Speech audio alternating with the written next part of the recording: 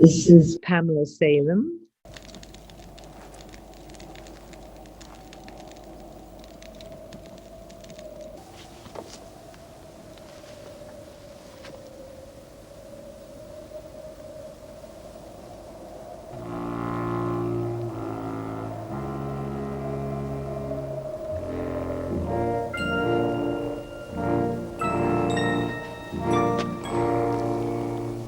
Welcome, brothers.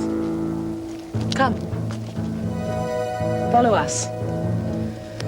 God has prepared a place for you.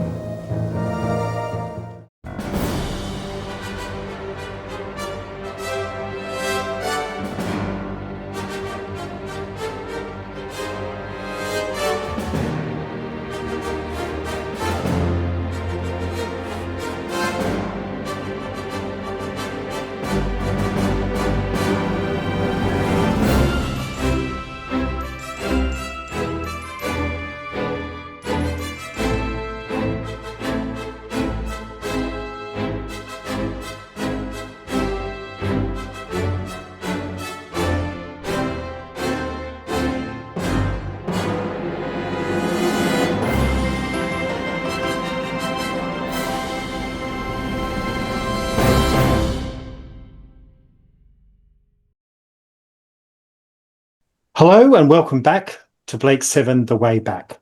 I'm Todd. I'm Chris. I'm Dwayne. And I'm Philip. Today we are discussing Series A, Episode 3, Cygnus Alpha. So Philip, tell us some statistics about this episode. Cygnus Alpha by Terry Nation. It was directed by Via Lorimer, who is actually the most Blake 7 episodes of anyone. Producer was David Maloney, the script editor Chris Boucher, and it was commissioned in November 1976.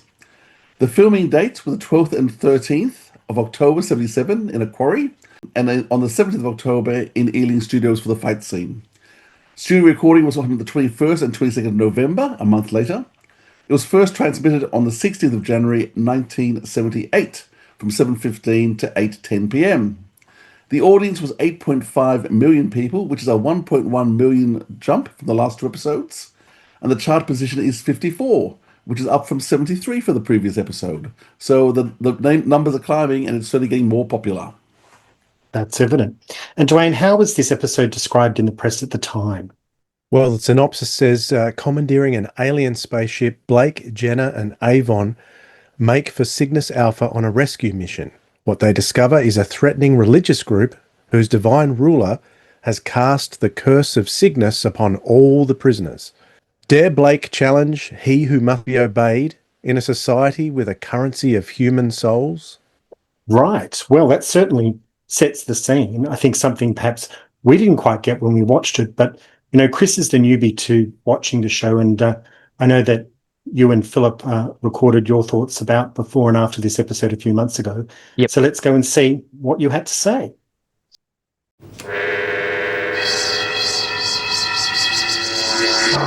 So, Chris, you're about to embark on the third episode, Cygnus Alpha. That's right. What are you expecting? We left them last time. They were speeding off in their ship. I didn't catch the name. Was there a name for that ship yet? There's no name for it. Yes, no. There isn't name. Okay, great. Okay, I didn't miss that then. So I really don't know. There'll probably be. I think it's too early for them to get to where they're racing off. I don't even know if they're going to get to the planet because that's where they're heading for now, to release the other prisoners, aren't they? Or they want, yeah. So I think it'd probably be too early for that. So I'm wondering if there's anything on that ship, anything more on that ship that might attack them. So maybe we'll get an episode of what's happening on the ship. I really don't know what to expect. I haven't looked it up. I haven't Googled anything. I'm going in with no knowledge. Good. What are you hoping for in terms of tone or? Well, I liked the last episode, so I want a bit more mystery, a bit more, not necessarily answers yet, because it's too early for the answers, but maybe a bit, a couple more breadcrumbs, and I like mystery, so a bit more of that for me. Yeah. There was quite a big tonal shift, wasn't there, between the first episode and the second episode? Oh, there was, yeah. The first one, well, the second one, yeah, it was much. Well, it was basically, it was almost that siege base under siege kind of thing, almost, where they're all contained. There was a bit of claustrophobia because they're all on a ship. So I like that tone. So that gets me interested in wanting to watch a bit more. So I'd like a bit more of that. Okay, well, let's watch it. We'll talk when you finished. All right. Talk to you then. Enjoy. All right. Thanks.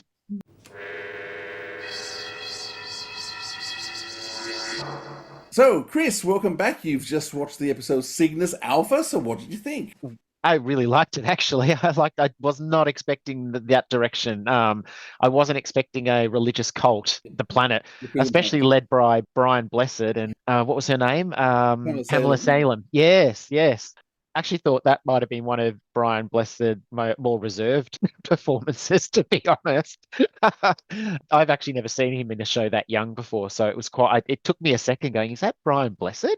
And then his booming voice came out like, yeah, it can be anyone else but him. So really like that episode. I wasn't expecting the direction it went in. Yeah, so what were you expecting more? So a prison plan, what were you expecting? I guess more, I think, a breakout. Like, it was a breakout, but I guess more in a prison with guards. I guess I wasn't expecting religious garbed hooded people. They were quite violent. It was a bit violent with the knives and some of the fighting. I guess violent for that period, I guess, not for our period. Yeah, I think more with guns, not knives. So I was thinking more security guards. I guess prisons, a prison breakout, that kind of thing. And it completely went in a religious kind of direction. So, yeah, it was quite good.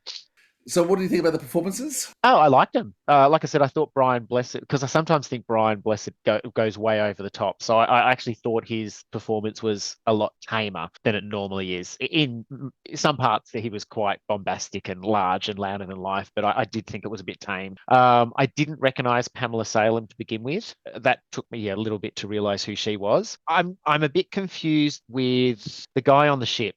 Avon. I can't tell whether he's a bad guy or a good guy at all. And I think he's going to be a bad guy, I think, because he jokes about, because they joked about getting rid of Blake and getting rid of female. Yeah. And then he said, oh, I've got to get rid of Blake first and then you're next. And then he laughed. But she was more serious. And then they were talking normally again. And I'm like, I don't know if he's meant to be bad or not. I just can't tell. Yeah, well, I think that's part of the appeal of that character, is that you're just not sure. Do you think they would have, if everyone had his way, would they have left Blake behind? Oh yeah, 100%. Yes, I do think so. Yeah, and I do think I know who the seventh person is now. I think it's the ship. It's the ship, isn't it? Okay. So who do we have so far? Well, I think there's the people he rescued. So you've got the Avon, Jenna, Blake, then the two he rescued. Gan and Villa. Yes. Sorry, I'm not going to remember their names for a while. They're going to be hard. Yeah, I will eventually, but they're going to be hard. And then I think there's one other person to come that we haven't seen or rescued yet. So him or her, I'm assuming it's going to be him, will be probably next episode. And then I think the seventh one is actually the ship. Okay. Is Zen. Is that his name? Yeah. Zen's the computer. I think that's the seventh one now. Okay. That makes sense to me. Yep. What do you think of the ship so far?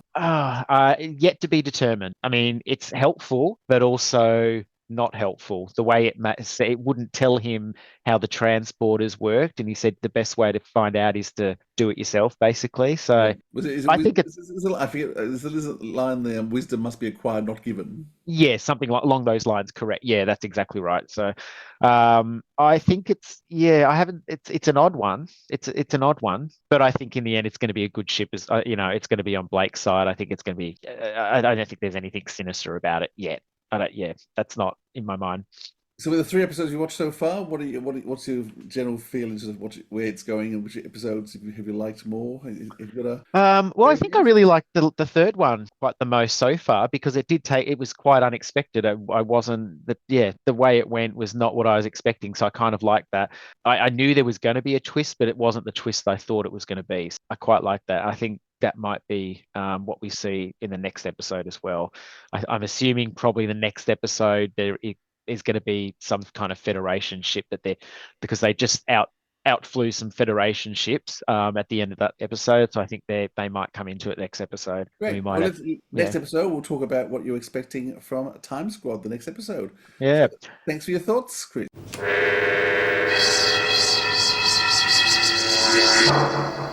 Alrighty, well, thank you for that. Philip and Dwayne, what were your overall thoughts?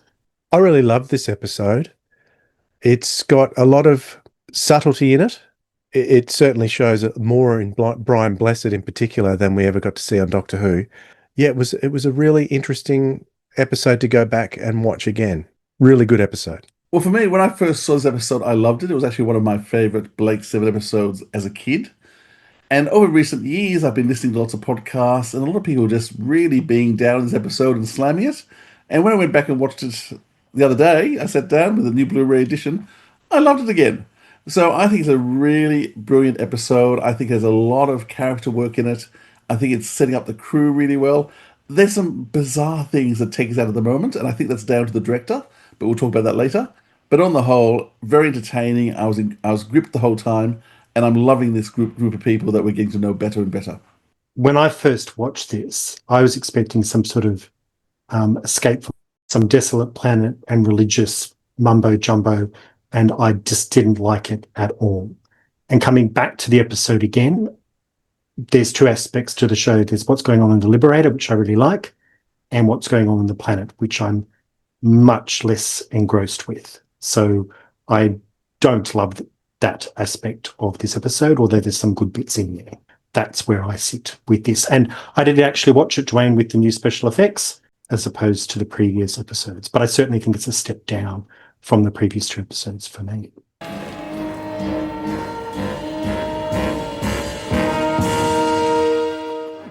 All right. So this episode, we're going to be looking at three different aspects which I'd like to explore, which is what is happening on the planet from the initial landing and setting to the guest stars and the aspect of religion, which has already been mentioned. And then we're going to look at the Liberator and what's going on there and our crew member of the week.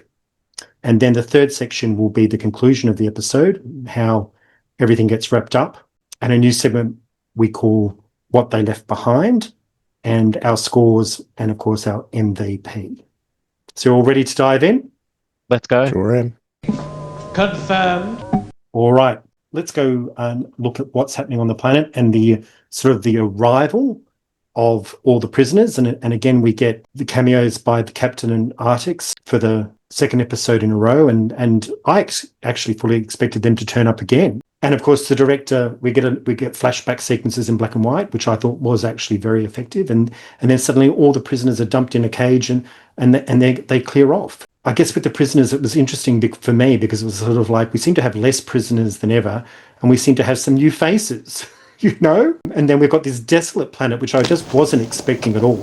I thought we'd get some sort of nuclear facility that they'd have to break out of, you know, where everybody would be kept. But just the whole, it seemed like a barren moon. But I love the howling wind and the bubbling water, which is very Doctor Who. What did you guys think of how everything started? It's the first alien planet we've got to in Blake 7. And one of the things that they've done is they've pulled out all the stops. It's all night shooting. And, well, actually, one wonders if it's night shooting, because is that actually a moon that she stands in front of? Is that the sun? If that's the sun, that's really depressing. But we only ever see the planet in the dark, in the shadows. And they've put in all these special effects, like you mentioned, the bubbling water, they're using dry ice, they're using smoke machines, they're using back projection. I think the scenes where Pamela Salem stands with the moon behind her is just spectacular. And also they set up other places with all that back projection. It's just so effective in terms of creating a totally alien landscape. And I think like you, I guess I was expecting a prison breakout, which is what we had last episode. That was the prison breakout episode. This episode, they're just being dumped on a desolate rock. And for me, it sort of a bit like what they did in Australia, wasn't it? They sent the convicts to Australia and put them somewhere where, well, you can escape, that's fine. But if you do escape, you've got nowhere to go to. There's nowhere better to be. You're just going into the wilderness, into the snake-infested, spider-infested, crocodile-infested land. And that was like this. If you left there, you're just in danger. So for the first alien planet, it's really spectacular. And I think next month we'll see similarly. They do a lot of effort on the alien planet. Then after that, it's just going to be a lot of quarries. But for first starter, great planet. You mentioned Artix and Leyland. It was really great having them come back. It wasn't necessary for the plot at all. They weren't needed, but it was just reassuring them having them there and really gave you that feeling that this is one long story. And I think like you, I think it would have been lovely to have them as reoccurring characters, to see what happens next to them. But also, they play that important role of, as we saw, 1.1 million more people watched this episode than watched last week's episode. And so that little beginning, where they did the flashback in the black and white, and they told the story of what happened in his report, was just a very clever in-story way of catching up 1.1 million people who'd missed the previous episode to know where we're up to. So a very clever way of bringing in an audience. It was a very extra heavy episode, wasn't it? So there were if you actually look at the main characters in the story, there isn't that many. It's mostly extras running around all over the place. So it looks a lot more packed with population than the story actually is. So I think that was done really well. And those opening scenes with Pamela Salem and Robert Russell was that actor's name who played Laram. You got a sense that something strange was going on here because, he makes the comment straight away. Federation ship bringing in prisoners. Prisoners? New souls for the faith. Instantly, I found myself intrigued with the subplot there that we're going to talk about later, the religious subplot. One of the things that, well, if it's compared to Doctor Who, one of the things that the BBC had a tendency to do was to make things too bright, particularly later in the 80s. Well, they were on the verge of the 80s here, but I don't think they'd got to that area where they'd lit everything up so much that it was a bit over the top. So I think keeping everything dark here was really good. When we first got to the planet, we had Laram chopping into something, and I was trying to work out what that animal was. It looked like a chicken when he chopped it up, but it looked like a rabbit at first. So I'm not sure what it was, or it could have just been something made up completely by special effects. The book says a rodent, so it was supposed to be a rat. A giant rat. Wow, that was huge. So it might have been made up completely by the special effects department. So I thought that was really effective too. And as the episode goes on and we see they're going into the sort of, would you call it the base or the temple type thing? I was the Citadel. I was getting a distinct State of Decay vibe there. So, maybe they were looking at that when State of Decay was made a couple of years later. It gave me that kind of feel throughout the whole episode. Yeah, I can't really remember what I said a couple of months ago. I remember liking it, but I enjoyed it even more the second time. I really enjoyed watching it. I rewatched it yesterday. I agree with everything Wayne and Phil said. I think the night shooting on film was very effective. It gave it almost a kind of a Hammer movie kind of feel to me, with all the mist and the bubbling water and that grotesque body that he took the mask off. We found that I just had a Hammer feel, and then even when they went into the cathedral or citadel, it had that gothic kind of feel as well. So I really enjoyed it. I thought it was good. So you talk about the Citadel, but I just see it as a big church thing with a big door. Yeah, church is a better word. I would have said church too. Yeah. And I just didn't see where they would hold 500 people or whatever.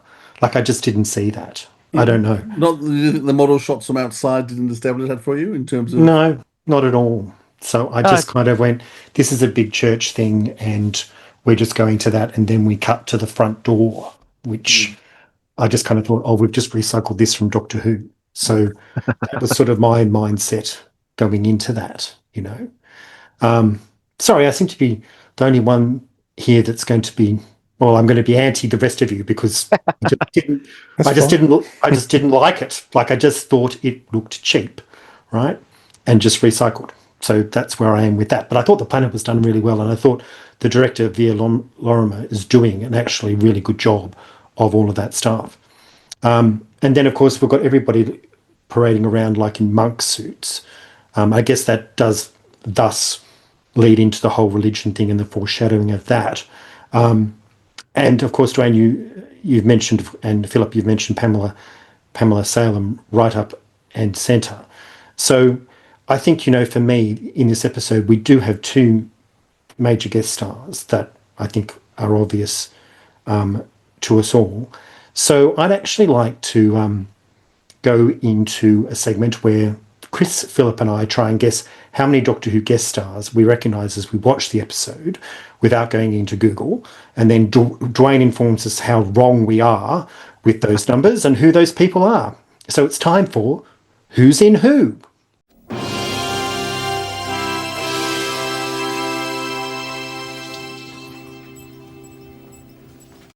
All right, Dwayne, we're going to give you some numbers. Okay. Okay, well, there was the two guest casts from last week, which you know were on, even though Arctics I didn't recognise last week. So in terms of just this week's cast, I only recognised, well, I'm only talking with two, Brian Blessed and Pamela Salem. Don't tell us who. Oh, sorry. Don't tell us who. Just tell us a number. Okay, so I was going to then. Well, there were the two from last week, of course, but from this week, two more, I'm going to say. Yeah, I had the same. I 4. So the 2 from last week, and I recognised the 2 from this week. Yeah. So I'll go with the 2 from this week. But there were 2 others that I thought were very familiar, but I think they're from other BBC shows. But I'm going to stick with 2. As far as Doctor Who appearances go, there was actually 6, and I'm counting. I'm cheating there. Technically, there was 5, but there was one actor there who had appeared in one of the early Big Finishes, so I'm counting him as well.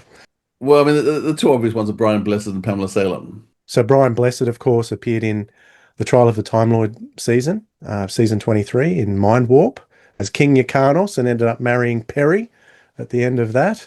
And of course, Pamela Salem was in the 3 television episodes. We only heard her in The Face of Evil, but she appeared in Robots of Death and Remembrance of the Daleks. But Robert Russell, who played Laram, he was kind of the head henchman. I was sure he'd appeared in Doctor Who, but I just could not think where. And even when I found out where he appeared, I still can't see him because he had a completely different look about him. Robert Russell played the Caber in Terror of the Zygons. And you're kidding me. Yes, that's right. Yes, he did.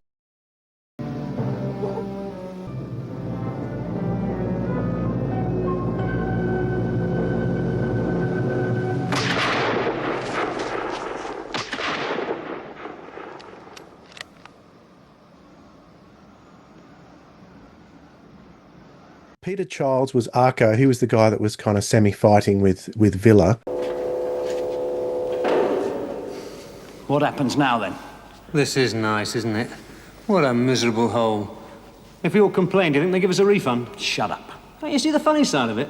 Hey, have you heard this one? There was a young lady from Cygnus who thought that... Are you gonna shut your mouth, or have I got to do it for you? Only if you're lying down.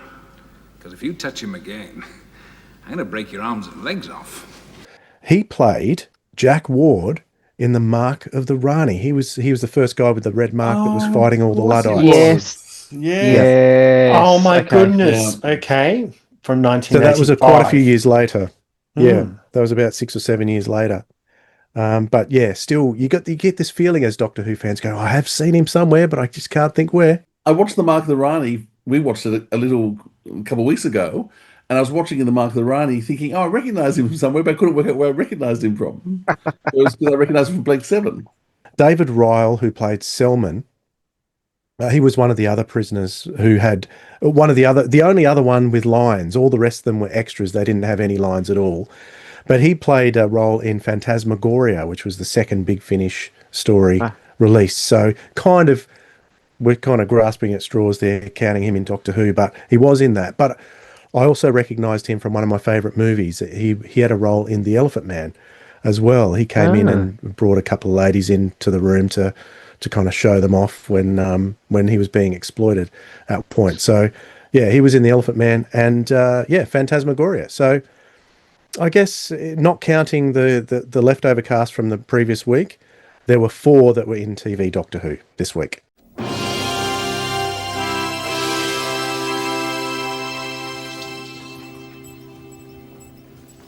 Well, mentioning Arco and Selwyn, they were supposed to both become part of the 7. Because originally, Terry Nation had envisaged 7 humans plus Blake as being part of the 7. And as so when this was commissioned 2 years beforehand, originally Arco and Selwyn would have been going with Blake and becoming part of the crew. And it's during the course of writing the first couple of episodes, the Terry Nation went too many people. I can't cope with them all. and thus they were destined not to survive Cygnus Alpha. There you go. They didn't survive. Well, you've mentioned Pamela Salem, and she plays Zara. What do you think of the role that she plays in this episode? I think she's wildly underused with her talent. It's interesting that at about this time by this stage she's already done Robots of Death. No, it isn't. It's impossible. Just do it, Toos. All right.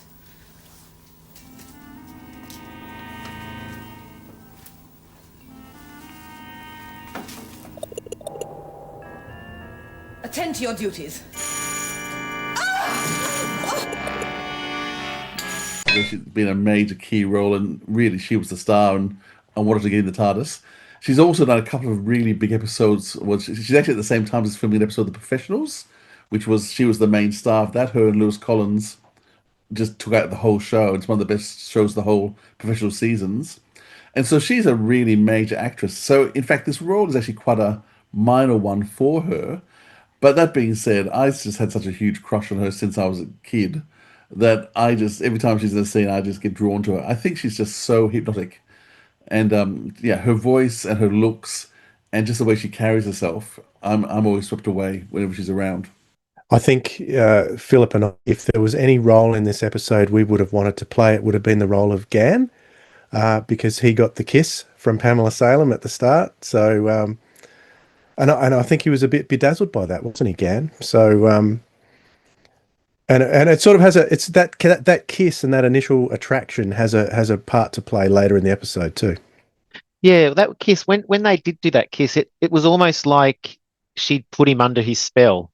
Was that like, it was almost like she cast a spell over him or something, or there was something on her lips that made him fall under her trance. Did you guys get that at all? Because that's what I got when they kissed. Because I just thought it was odd the way he reacted after she kissed him. Well, put it this way: he's been in space with mostly men for the last 8 months. So it wouldn't take much to put a hot-blooded man under a woman's spell. Well, that's a really good take on it, Dwayne, because I just thought this came out of nowhere. Suddenly she just cast his spell on him, and he's sort of hypnotized by her. And I actually think it's a pretty thankless role that she's got in this episode. I don't think she has, besides those initial scenes and a bit of talking with Brian, and then getting speared in the stomach. Right, she doesn't have happiness. She doesn't have a lot to do. I mean, I think she's wonderful, but I do think it's a bit of a thankless role. I mean, she's an unthinking acolyte. She's been caught up. There's no doubt in her head about her allegiance is to what's Brian, the Varga. So she's she will follow him and do whatever he says, no matter what. And even when she sees Gan is the sacrifice, even then she will save him later. But she's prepared to let him die. Because she won't not follow the leader, because Varga is her god, and she's so caught up with that. I think to me this whole episode's about power and how you show power, and every character plays with power in a different way. So you've got Gan just using his brute strength, and so when Arco threatens Villa, Gan just steps in and uses power, and he's all about physical presence, his huge size, and so he leads that bunch of prisoners. But just because of who his character, we haven't got it yet. But we've got a scene with the guns and Avon, and so you've got all this play with power. And then on the planet, it's all about power in terms of she uses her sexual powers in terms of power and how she controls people through that. Varga uses drug. So all of them are using different elements to maintain and to grow their power. I thought it was interesting that. She does react when Gan is going to be the one that's executed.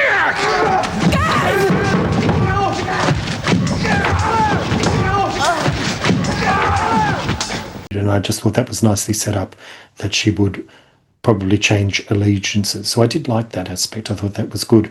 Not long ago, before her passing, Philip and Dwayne interviewed Pamela. So let's hear her thoughts on Blake 7, this episode, and her career.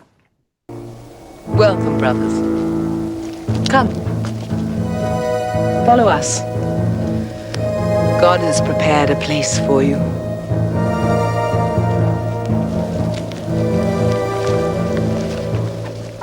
I remember having hysterics with Brian Blessed. I could not keep from laughing when I was with him. There's a couple of actors that are like that.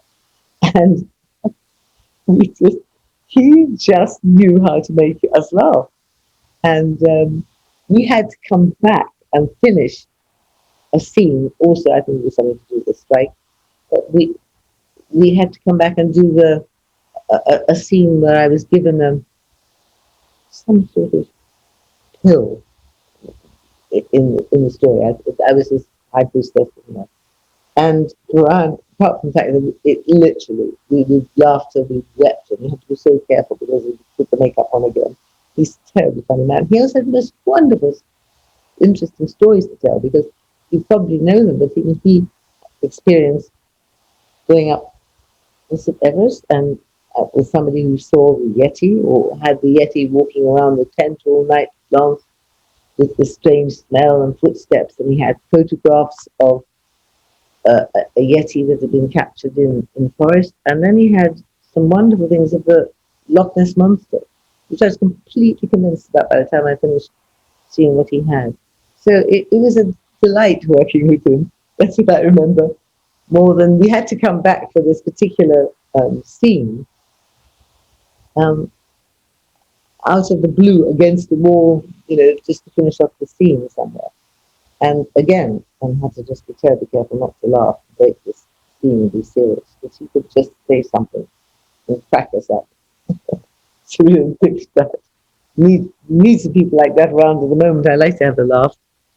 You did do one story with Tom Baker a few years ago. What was that like, getting back with Tom? That story was called The Silent Scream. Were you playing a silent movie star? That's right. Yes. There's another one. Oh, Tom. Tom I met in York Rep before he did Doctor Who. And God, there's another person who could make you fall down with laughing. He just had a natural humor, and he left to do he was doing a show with Laurie Taylor, which I always remember. Donald Bodley ran York, and Donald Bodley had a problem with temper. He would blow up at anything, and he was quite nerve-wracking actually when he blew up, and I tried to avoid the circumstances where you might find the blow up. But nearly every man who ever worked there had a tremendous a fight with Donald in one way or another. My Michael O'Hagan, he had one when he went up there, and Tom got annoyed about whatever he was doing, and he left to do this late night cabaret where he played a dog. Wonderful dog. All he played was he just wore these hound ears, and Laurie was his trainer, but who was really very cruel. And he had these treats, which he would eat. Then he'd eat them, Laurie. And then he would pull this prong collar, which would make the dog bark the right amount of times, And it was, we watched it night after night. And then finally, at the end, he pulls it, and the dog sings Home Sweet Home. That's Tom. And really, he almost wept at the end. But he had us laughing, then he had us crying. Then he goes off with his trainer, and then you hear him having a punch-up while he bites. He kills his owner off backstage. That's the end of that. It was a wonderful show. I remember it was so well done. And somebody saw him do the dog, and he said, and he went down to the National to do a donkey, I believe. So that dog led to the donkey, led him to go to the National, and they pressed it. London, here we come. And then Doctor Who. And he was a wonderful Doctor Who. He is a wonderful Doctor Who.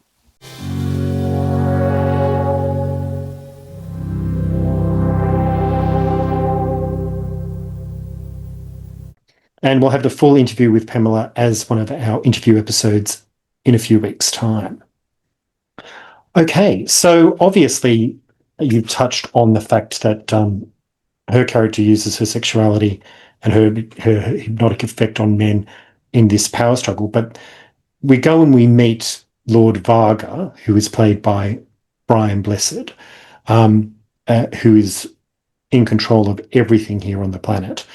Yeah, let me tell you a few things about Brian Blessed. He was born in 1936, and he's very known now for being a very loud and over-the-top actor. Actually, this episode, this is sort of the turning point in which we actually start seeing that new performance go on. But before that, he's best known originally for in terms of all sorts of episodes, like he was part of the Shakespeare Company. Of fighting men, they have full 300,000. That's 5 to 1. Besides, they are all fresh. 'Tis a fearful odds. Oh, that we now had here but 1/10,000 of those men in England that do no work today. What's he that wishes so? My cousin Westmoreland? He did dozens of Shakespeare's with the Royal Shakespeare Company. He played a cop in Z-Cars and did 126 episodes of Z-Cars, which became Softly Softly Task Force, which Blake Seven took over from. But apart from that major role in Z-Cars, which is how he became famous, he was also known for doing lots of different roles. And in fact, at this stage, he was probably one of the biggest names on television at the stage. So in fact, for Blake Seven to get him for this episode, that would have been a large reason why lots of people came. Now, after this, he continued to play lots of bigger roles. Soon after this was Flash Gordon. Gordon's alive? In some ways, he became a caricature of himself through that performance. And so more and more, he was cast because of that performance from Flash Gordon. So I guess in particular, Blackadder is, if you've seen the Blackadder series that he's in, the whole thing is just over-the-top pompous. But that's him playing himself as well. He does lots of other roles. For Kenneth Branagh hires him a lot for his works. He has a great role in Henry V. And of course, for the Star Wars fans, in Phantom of the Menace, he goes on to play King Under the Sea. The Naboo... Triton. Is that his name?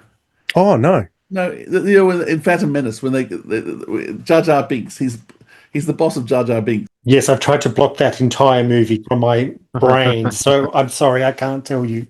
How rude. We've all tried to block that from our mind, but he's once again he's playing that character. Best known, he's probably known for his role in I, Claudius. However, Lady Sextus Balbus? Is it true? Have you slept with my daughter? Is there anyone in Rome who has not slept with my daughter?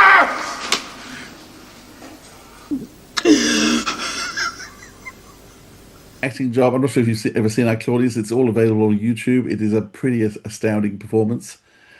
So he does very subtle performances. He does totally over-the-top performances. And I think in this episode, we actually get to see both. I do think we see his subtlety. And then just towards the end, we get to see him in his full bombastic form. I was their priest. I shall return to them and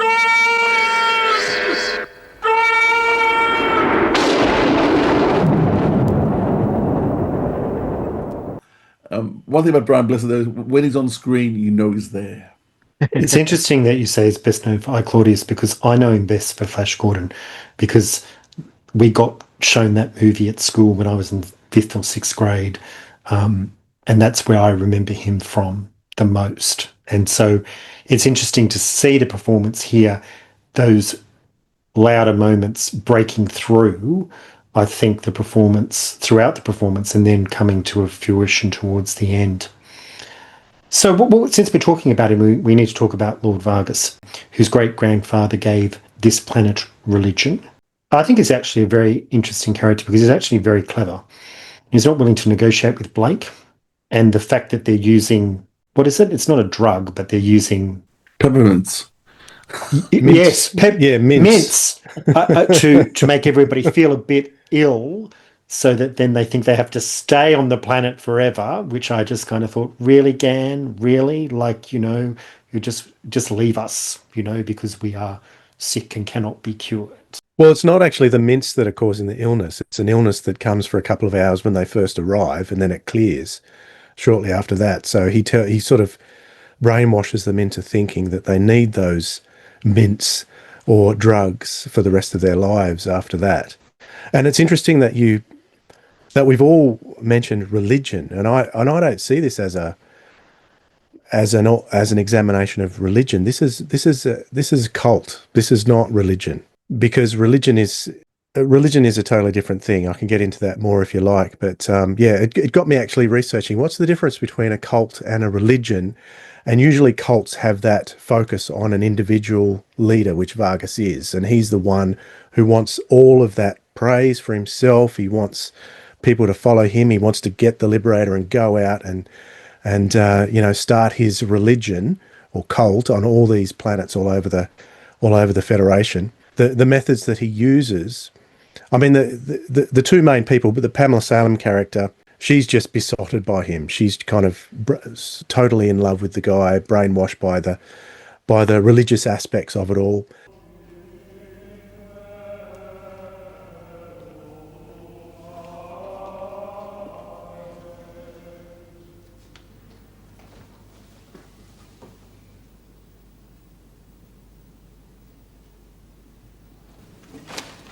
His blessings are upon you. Speak, and he will hear you. I am thy true servant.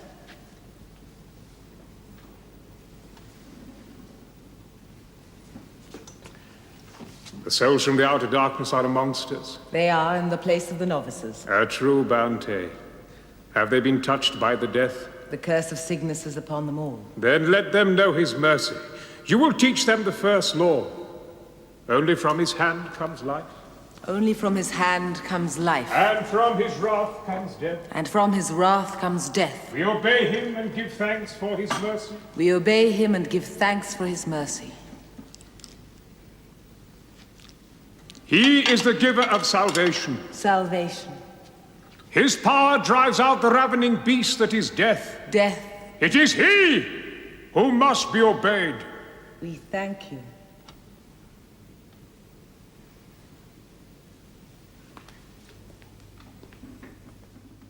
The other guy, the henchman, he's a bit more interested in his being promoted and getting status for himself. So he wants to get up the ranks too. He's not interested so much in the religious side of it as for what he can get for himself. Whereas Pamela's character is a bit more devout, I would say. She's probably the only one there who's devout like that. That was my basic point, that I don't think it's a religion as much as it is a cult.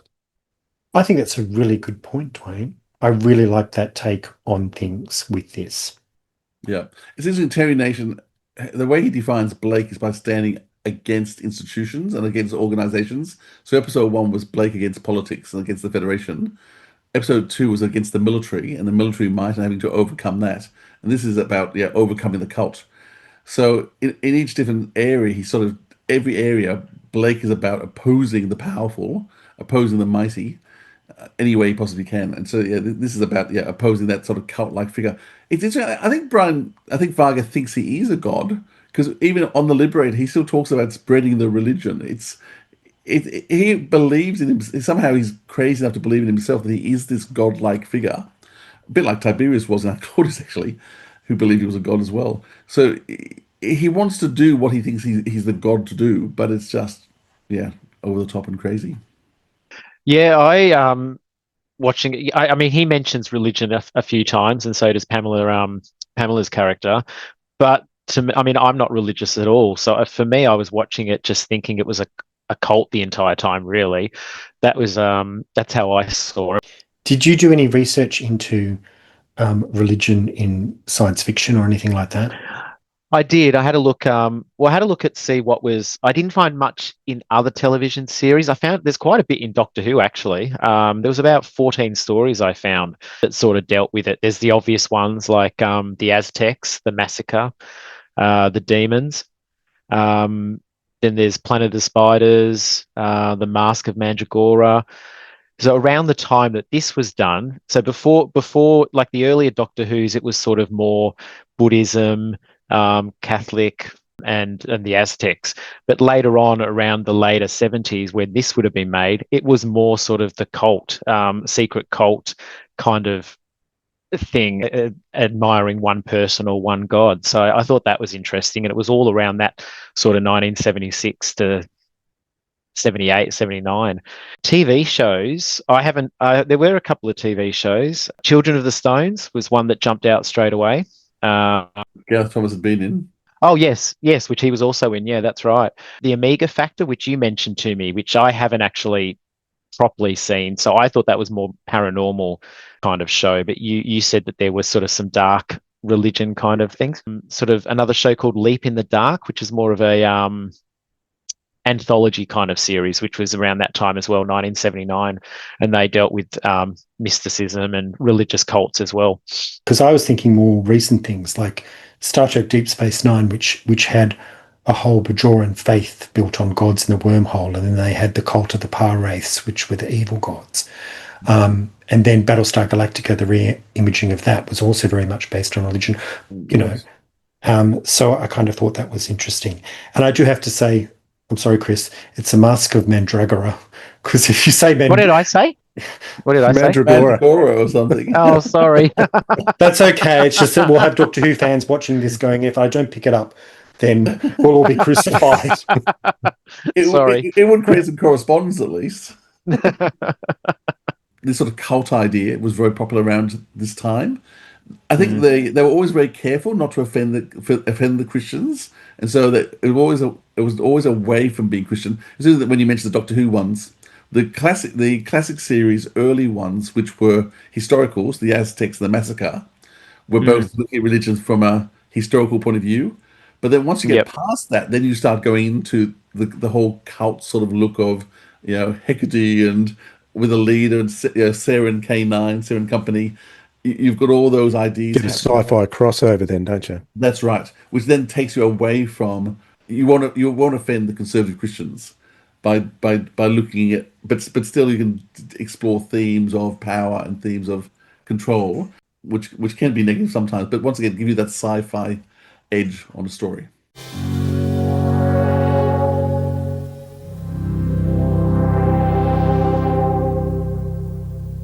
Brian Blessed's performance, I was not totally enamored by it.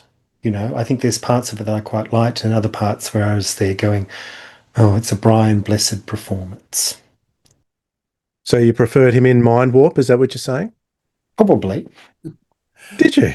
I think Brian Blessed is always Brian Blessed. So I've never seen him in anything when he's not Brian Blessed. He's one of those people that if he's on the screen, he's Brian Blessed. I think I brought with me the performance from Mind Warp. I brought with me Flash Gordon.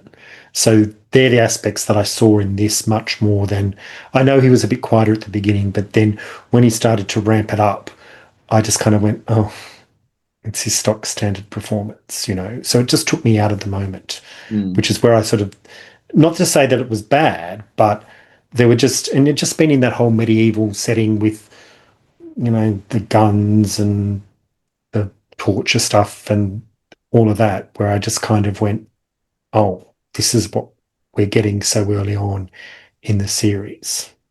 I think the scene between he and Blake when they were just talking and he was breaking up the bracelets, I think he was getting some subtlety in the performance there he was getting really quiet. And, then he'd bring it up and ramp it up later in the episode and get really loud. But that's why I said before that we got a good range from Brian Blessed, I thought, much more so than his Doctor Who appearance, because he was like on 11 the whole time through Mind Warp. Whereas here he was much, much more subtle. And in some ways, when he brought it down low like that, he was much more frightening and dangerous, I thought. What did you think of battle sequences at the end there with everybody? I mean, poor Villa comes across as being utterly useless. He does. I thought it was funny, to be honest. I thought the end part of this episode was quite comical, and not in a bad way. There were lots of bits that made me chuckle. Blake diving over the that was the best bit. Yeah, I did like that because that just seemed to come out of nowhere as well. Yeah. And this, I can't talk about V. Lorimer as a director. So as I mentioned before, V. Lorimer did 12 episodes he directed in the first 3 seasons, four per season. and then he became the producer for the final season. So I don't think anyone actually probably knows the show better than him. And I think what he did, we'll get to it eventually with season D in terms of the direction and the choices he made for the show in that final season were important. I think as a director, he loves. He's fairly old, so that's awful to say that. He's about 58, 59 at this stage, so he's getting onto the older age of directors. And certainly when he became producer at 61, he was one of the oldest producers the BBC had. At this stage, though, he loves characters, he loves actors. I don't think he cares about effects, and I don't think he cares about action. And so all the scenes which were about people are beautifully shot and filmed and directed. Anytime you had action, though, he just doesn't really care. And part of this is how he shoots action. He always shoots action scenes by shooting individual elements. And so he'll shoot an element, then an element, then an element, and then he hopes to put it together in the edit. But often it just feels slightly disjuncture because often you're just sort of waiting that second before, even with Blake driving through the scenes, you see the guards there. There's that. It's only a micro second too long, but it's just that nothing's happening. Then they put their things down. Then he dives over, and so he films action scenes as this moment, then this moment, then this moment, and so it's just jolted all the time. With people, they're beautiful, filmed in shot, and you've got two angles, and you've got backdrops, and you've got conversations happening, and so he loves the characters. But every time we get action, and later on, I mean, if he gets a good script, he's absolutely amazing. But later on, Chris hasn't said it yet, we're going to get an episode called Moloch, where he has two very bad props, and rather than most directors would actually try and hide the prop and use bad lighting and only show up the end. He just full lighting, full on the prop. He doesn't care the fact that this is the most hideous prop that's ever been made and shouldn't actually never be filmed. He's just going to show it in all its ugliness because he just doesn't care. As a director, that's his real weakness, I think. And I think that fight scene shows that. The fight scene is also the problem with the fight scene is also the fact that, as I said, it was filmed a week after the location work was filmed. And Pamela Salem and the actor who played Selwyn, neither of them were available that day. And so the Pamela Salem scenes were all still filmed on videotape in the studio, and they cut them in. And so you're going from film to video to film, and it just jars. Like, you just can't do that. And it's why it doesn't match. When she says, "Gan, look out," and he throws the spear, like, where the heck is she? Like, it doesn't. You've had no establishing shots. You've got no idea, And how is she suddenly there when she's getting a spear through her? Because he doesn't do establishing shots. Because he doesn't, and because she wasn't even there. You got that. Selwyn just dies off scene. Where's Selwyn? He's dead. Yeah. He doesn't even get a death scene because the actor's not there. So it's just all those battle scenes. He just doesn't. I don't think he cares about at all, and it really shows. And as we get to each episode, I'm going to point out to you every Via Lorme episode the beauty of his character work and the dreadfulness of using effects and fight scenes, because you're going to see it over and over again. So I'm just pre-warning you now. Expect to see this lots of times. Well, it's very interesting because you said, like, the whole Kara suddenly shouts "Gan" out of nowhere, and then next thing you know, she's speared in the stomach and gone. It's like, oh my goodness, I'm going, what? Where's this all coming from? And as for that prop thing in Moloch, I'm sure he just wanted the prop people never to get another job again. Like, he just went, "This is what you delivered? Well, I'm going to deliver it on screen." And people who see this will go, "Who did that? We're not hiring them." I didn't really have a problem with the fight scene. I think because I knew that the Blake diving through the door at the end was coming, I was waiting for that. So when I rewatched it again today, I was I don't think it fit too badly together. Maybe they've changed the grading of the scenes so they look a bit more closely together in the special effects edition, because that's what I'm watching. But it didn't seem too bad to me. It didn't bother me. To give Gareth Thomas his credit, by the way, he did all his own stunts except for that dive. So that whole rolling down the hill and all those stones he rolls down, that looks painful at the beginning. He did all that himself. Because I'm sure I saw Stuart Fell's face in the fight scene somewhere, but he's not credited. And I couldn't find a credit for him, but I was sure it was him. Yeah, I'm not sure he's in that. But yeah, as I said, he does do most of his own stunts, which is impressive. Well, don't blame me if it's self-destruct. It doubt they'll ever speak to you again. Okay, here we go.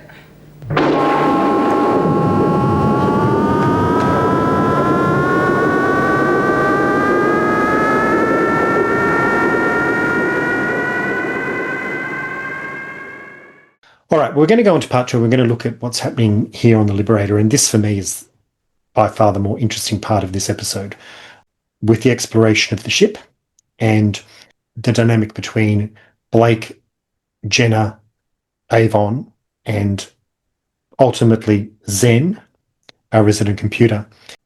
I just love them exploring, like finding the guns, the isomorphic guns, and how they worked with all the heat and the cold and all of that. And you know, Jenna touching the controls on the ship, like for it to go to warp. And I have to say, this is, you may recall back in our very first episode, I talked about the fact that I watched all these in-joke tapes from the early 90s that friends put together, all these funny moments. And every so often I'll have these flashes of things that I know, but totally out of context. And, you know, when they go to warp and all of that, the hairdryer effect on the faces, that was from the in-jokes tapes that I saw. So I went, oh my goodness. Industrial fan. This is, well, the industrial fan, this is where it's from. So I instantly recognized that.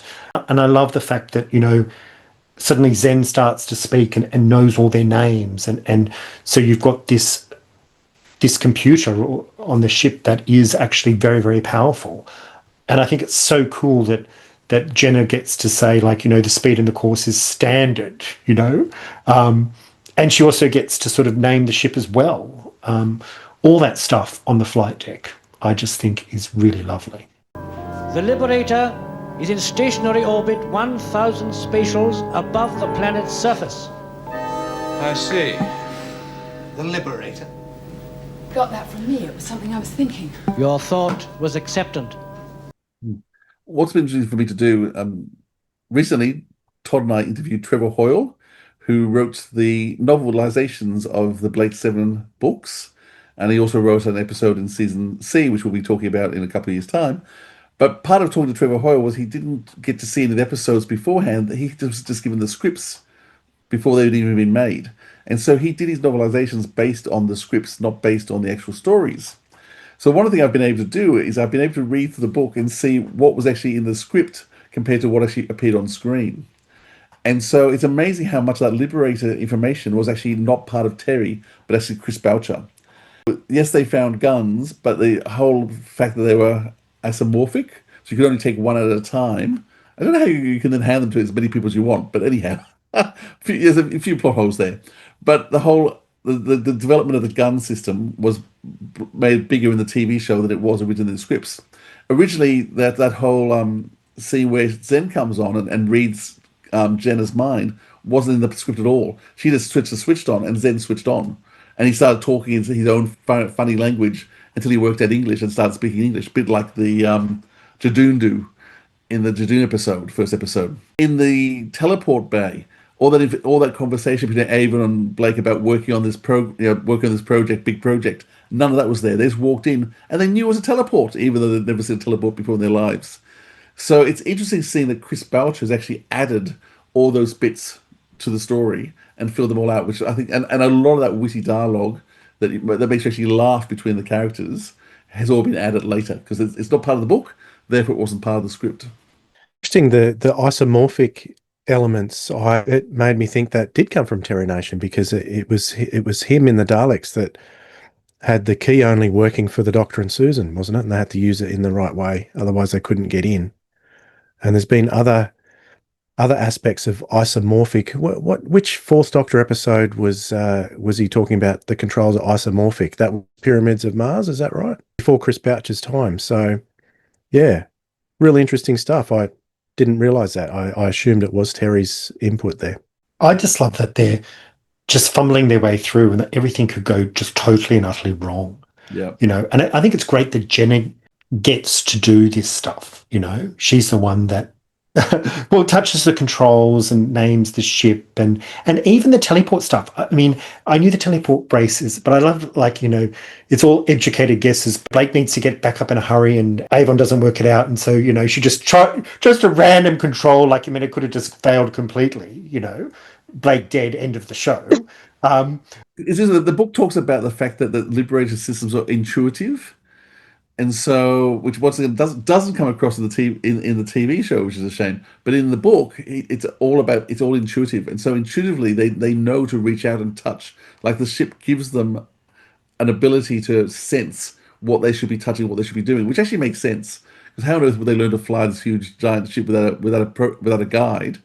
But the fact that, and this was Termination's idea, that he believed the ship would actually almost telepathically give them a sense of what they needed to do. And so her reaching out and hitting that control was part of the ship just saying, no, it's that one, and giving her that control.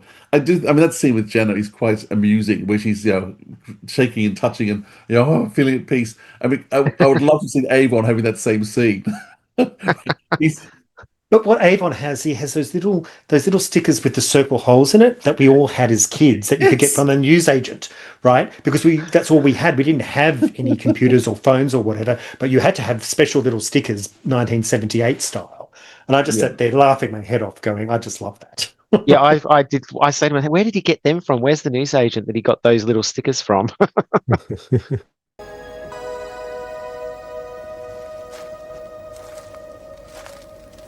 I'll give you a connection between what was going on up there in the teleport room to down below on the planet. In the scene, if you watch closely next time, in the scene where Vargas puts the mints on the plate, the drugs on the plate, the very next scene goes to Avon and Jenna talking in the teleport room, and Avon is eating a mint. He's sucking on a mint, and you can see him chewing through the scene. You watch that closely next time. So the mints must have been going around. There's actually a lot of links between scenes like that, because I noticed that when we're in this Federation ship at the beginning, in terms of his naming the crew, and he talks about Blake, Jenna, and Avon, and so the last word in that scene is Avon, and it cuts to the Liberator, and then the first word is Avon, and it says the word Avon. And there's another time where a scene ends on the planet with the guy who's, I can't remember what his name is, with the Pamela Salem character, and his final line, come along, or I feel it is move along. Laram, that was. Laram. He has a final line which is like move along, and then you back in the Liberator, and the next line is move along. So there's actually a lot of scene cutting with the same word or line, and like you said, the mints and the mint is there's that sort of parallel happening. Via Lorimer is a subtle genius. But with fight scenes, though. I also love seeing in this episode, like, the music and the outline effect to use for the teleport for the first time.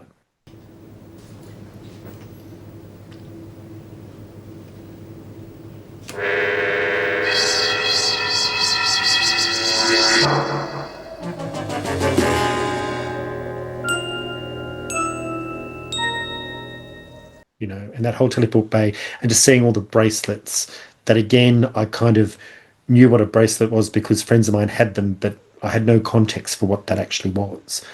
And just seeing the dynamic between the three characters. Jenna is really supportive of Blake. She's a bit over the top when he comes back to the ship, like ecstatic, a bit over the top. Ecstatically so. But she's on his side, whereas there's that friction between Avon and Blake is there the whole time. Will Avon just leave him? He's not going to do it, but there's that question there that he has the potential. I really appreciated that in all those scenes, and I just loved seeing all that character development. I mean, let's see where Avon points the gun at Blake. He's sort of, and both of them just, so self-assured, where, Blake, you're a free man, and Avon, both of them just weighing each other up all the time. And you can see this is going to be a battle between the two of them of subtle sorts. Now, I've probably said this before, and I'll say it maybe every episode, but I've really been enjoying the special effects. So just the subtle effects that the DVD ranges in Doctor Who in particular had a tendency to go a bit unsubtle and over the top with special effects, but these are blended in so nicely. The model shots are wonderful. Even the effect that they put on the teleport doesn't detract from the original teleport, but it adds something just really subtle to it. And they add a little glow in there as well, which makes it a little bit nicer. And I'm really enjoying the special effects. I'm a big fan of those. I'm not a purist that has to go back and watch it exactly as transmitted. I think they've done an amazing job on the effects. Well, I watched this one I watched it twice actually, and I watched it the second time with those effects. And I really did enjoy that, seeing all the new things on there. So I'm probably going to be watching it with the new effects moving forward. I can't decide. I'm still mixed because I still love the originals. I think they're wonderful, and even the flying through space. That's when they do that over the top zooming through space. I mean, just the effect there was just they just filmed marbles being dropped through water. Was how they made that effect happen. I just think it's very practical, but it really works. I like the original. I don't, but I don't really have the history that you guys have, so I can watch either. I don't. Some of it I could see was quite computer generated, and I don't like that bit. But when it's a bit more subtle, like I think you're right, the Doctor Who ones do go a bit over the top sometimes with their special effects. But I can go either, to be honest. Chris, what did you think of all the scenes up on the Liberator? There was a bit of a conversation with Jenna and Avon, where Jenna did kind of, like you said before, she's a very loyal to Blake, but there was a time there where it looked like maybe she could side with Avon and maybe they would leave Blake there. But I did like the contrast between, like you did, I'd like the contrast between the spaceship and the scenes on the down on the planet.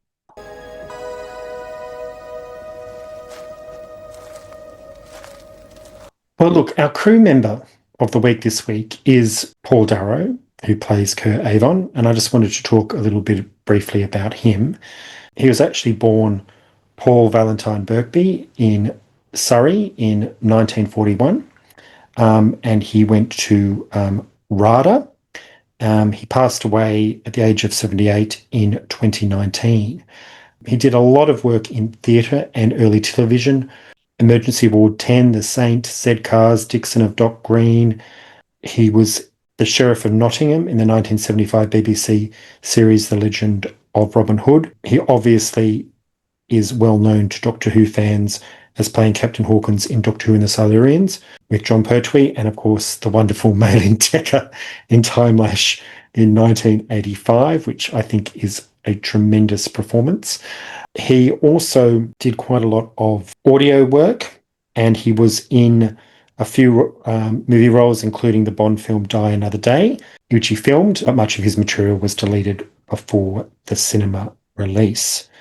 He did return to the role of Kerr Avon in a number of audio series, Blake 7 The Liberator Chronicles, where he did 17 episodes, and Blake 7 The Classic Audio Adventures, he did 33 episodes of those. Unfortunately, in 2014, he had an aortic aneurysm, and due to complications, he had both of his legs amputated. Well, and he was still recording audios from, I think they set him up at home and he was doing audios from there after he'd had the amputation. So he still wanted to keep working and still doing what he was doing best. Yeah. So he was still making a lot of television appearances up until, like, even in the early 2000s, like here and there, various episodes of television shows. I had the privilege of meeting Paul Darrow in 2001. It was actually interesting. It was a Doctor Who convention at Newcastle on Tyne, and there was, I don't know, 15 Doctor, as only the UK can do.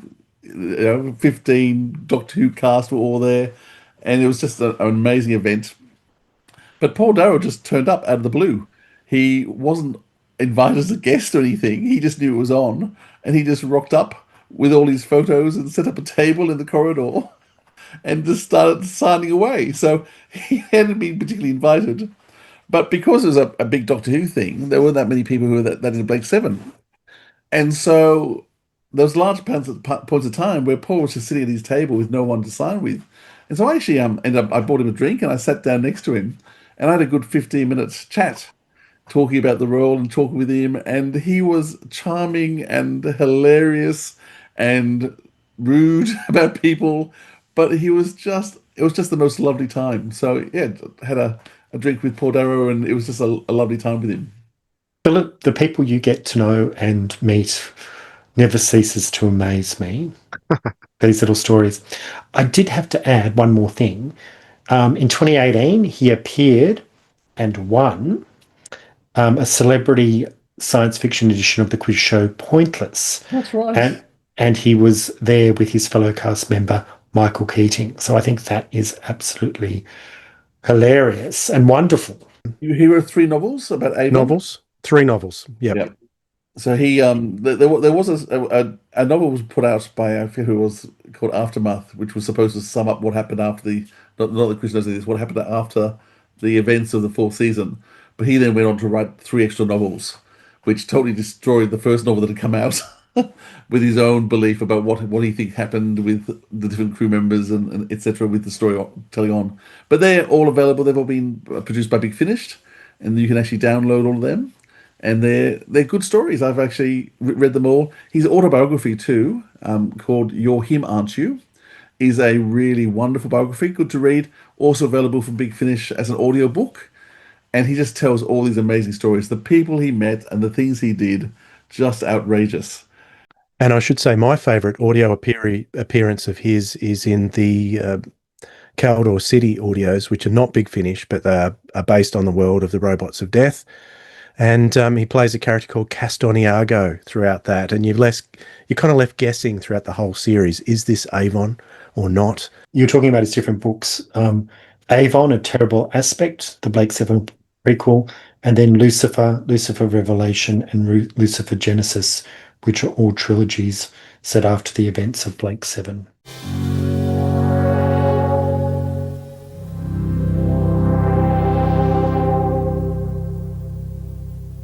And the conclusion of this episode ends up being on the Liberator, with Lord Vargas teleporting up onto the Liberator. And I got very confused. There seemed to be 2 teleport bays, but I always thought there was just one. And I'm going, from the other side, doesn't he? What's going on? It's an action scene as Via Lorimer, and he doesn't know how to film action scenes. He doesn't know how to do establishing shots. He doesn't know how to put things together. He does it every time. There's an example. Yes, how on earth he ends up behind them and beside them when he should have been in this? It makes no sense, and that's because Via Lorimer's the director. Get over there! Hold it! Now it makes sense. Now that you've explained that, because I had the same question. Yes, this is really good because now going forward, I'm looking forward to his episodes because this means they will be more interesting. Like these things will be interesting about the episodes rather than me going, oh no, this is bad direction. It's actually interesting direction, Philip. And I think it's very interesting that for the 2nd episode in a row, one of the major villains gets expelled into space and explodes.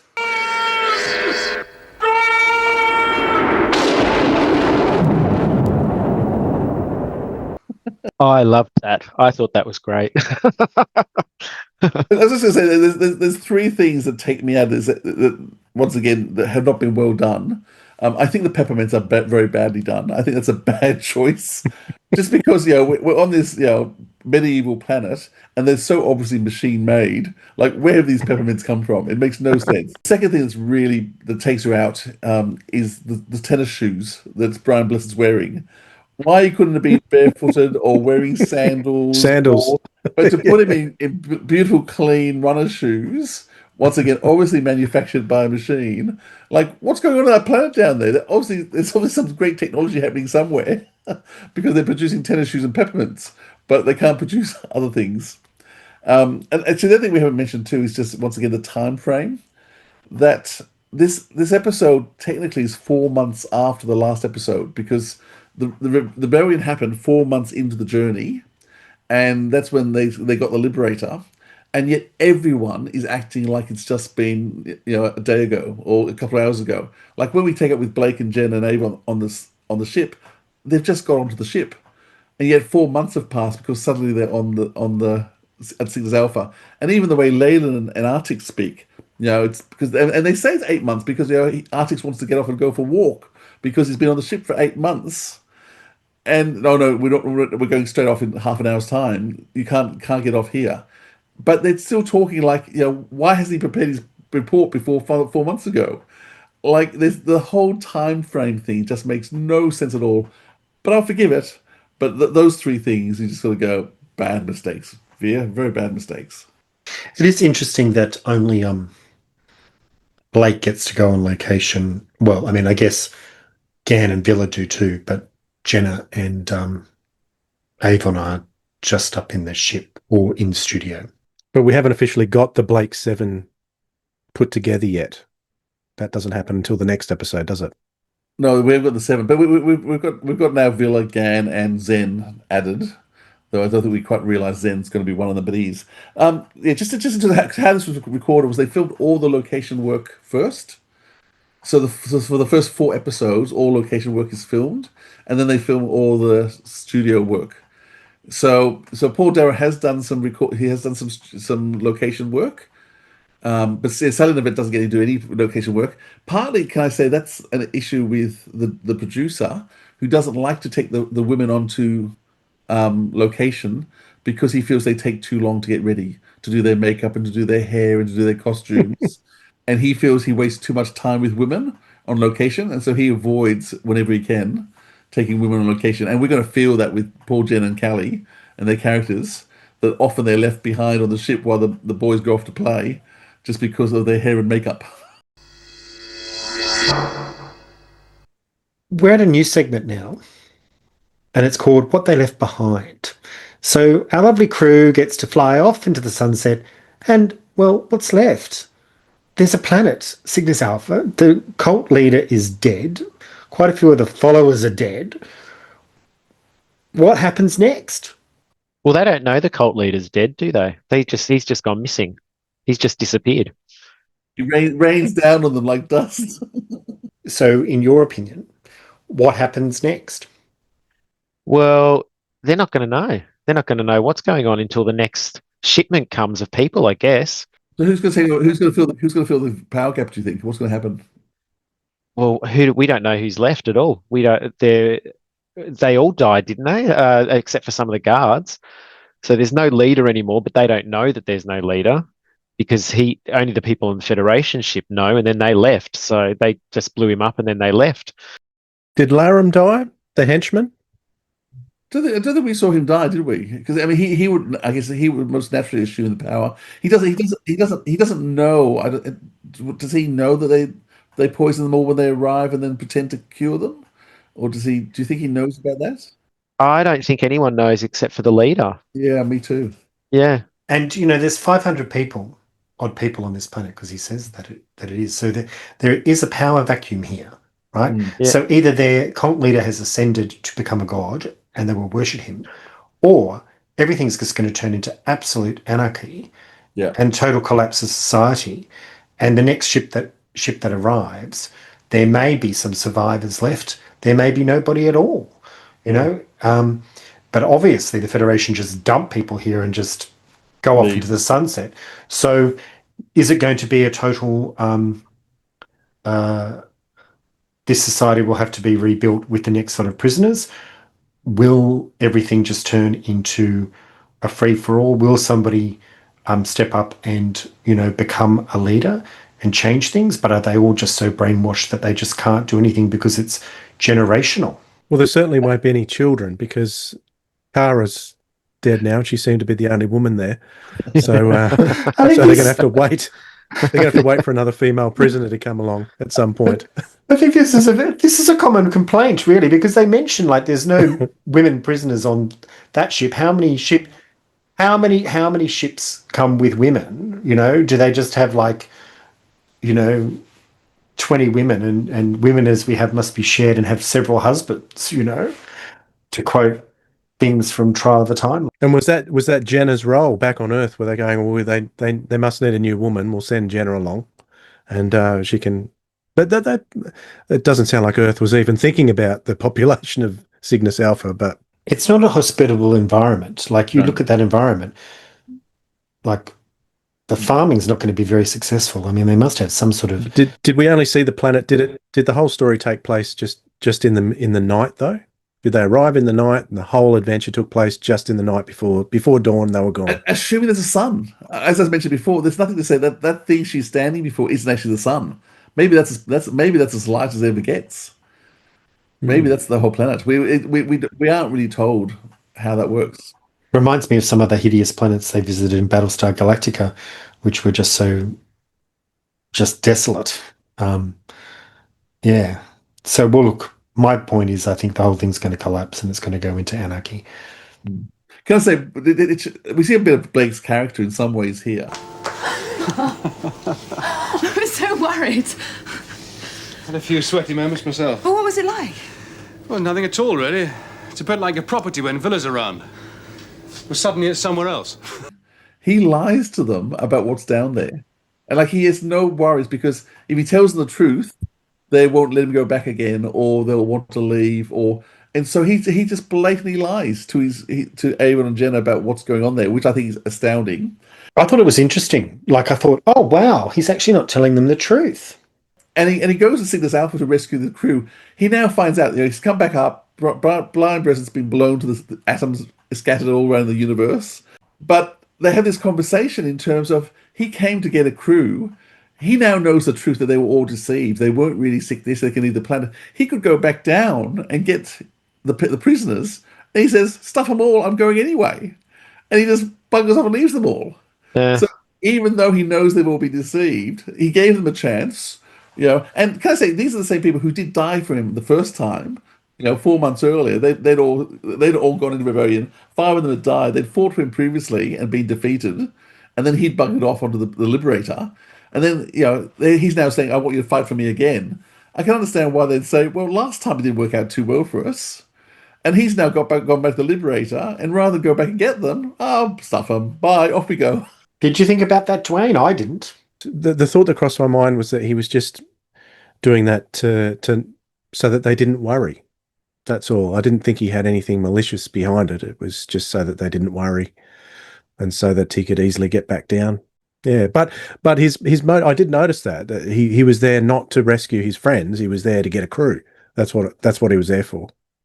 So he got the crew, and that's all he wanted. Just with what they left behind too. What do you think happened to Leyland and Artix when they got back to Earth? They probably took another group of people back to Cygnus Alpha. I couldn't help but think, as I know people who've been in the trucking game, and if they drop something off, and they never come back empty, so it was very inefficient of them to come back all the way back to Earth with nothing there at all. So I was thinking, well, maybe they've stopped off at other planets on the way and picked up stuff and moved stuff around. That's what you would do in a normal shipping environment. It is actually a weird thing about Cygnus Alpha that you've set up this colony here. Wouldn't you expect that you had them working to do something? So that you'd come, they were mining or doing something, so that when the ship came with extra prisoners, they'd take back coal or gold or something that they'd been working on. But they really are just literally just dropping them off and leaving them to fend for themselves, and not. They may as well just execute them if that's what they're going to do. See, that's what threw me when I first watched it, was the fact that there was nothing like that, and they just dumped them. And it's not like they're getting anything back or there's anything there. Like, this is supposed to be somewhere where they ship off these prisoners to, these political prisoners that they want to get rid of. Like, if they leave all these supposedly people like Blake there, then surely they'd be organised enough to be able to start a rebellion, and you'd rather have something that's a lot more organised and structured to keep them under the rule of thumb. Do you know what I mean? And so that's what kind of threw me as to why we went down this particular road. But then at the same time, the Federation is stretched very thin and is something like, like the Empire of Rome, probably past its heyday. Well, it's not like the Federation actually even rule the planet. Like you said, they just dump the people and then come back. So there doesn't seem to be any communication between the Federation and Brian's character either. Like, he's taken control, he leads it, he's got nothing to do with Federation, and they don't really have anything to do with the planet except for dumping people on it. So it is a bit strange, yeah. But I think at this point they're going to survive. They're not going to just go back and then just say, well, you failed, you let these prisoners escape, you're going to be executed. I don't necessarily see that being happening per se. I just think they're just wheels in a cog, and they'll just continue on doing their menial sort of job. Yeah, I mean, Artix probably recognises the fact that my career's over now. Yeah, he'll probably never have a decent career again because of this. It's got a dark mark. Okay, well, we're at the point, I think, where we need to give some scores for the episode and then also give our MVP. I'll start with Chris. What's your final score for this episode? I liked it, even like I said, I liked it more the second time I watched it. And so I'm going to give it probably an 8.5. So I gave 9 for the last 2 episodes. I don't think this is quite as strong as the other 2 episodes, though I still enjoyed it almost as much. But I'm going to go 8.5 as well. I really enjoyed this episode. I always have. There's just so much going on, and I think it's worthy of a 9. Okay, well, for me, all the stuff in the Liberator is definitely an 8. The stuff on the planet is a 6, which means I'm giving this a 7, which is a standard episode of Blake 7. So there you go. You can all mull on that one. All right, MVPs for the episode. Absolutely, Brian Blessed. I think this is, out of all the guest performances I've seen him in, this is one of my favourites. Absolutely. Yeah, I was actually going to say Brian Blessed too. I think his performance is just always mesmerising. If he's on stage, you can't watch it. I mean, I do think Paul Darrow is starting to do some wonderful stuff as Avon, but I don't think he has quite enough material to make it last. But in terms of huge entrances and bigger exits, I think Brian Blessed just blows the lid off it all.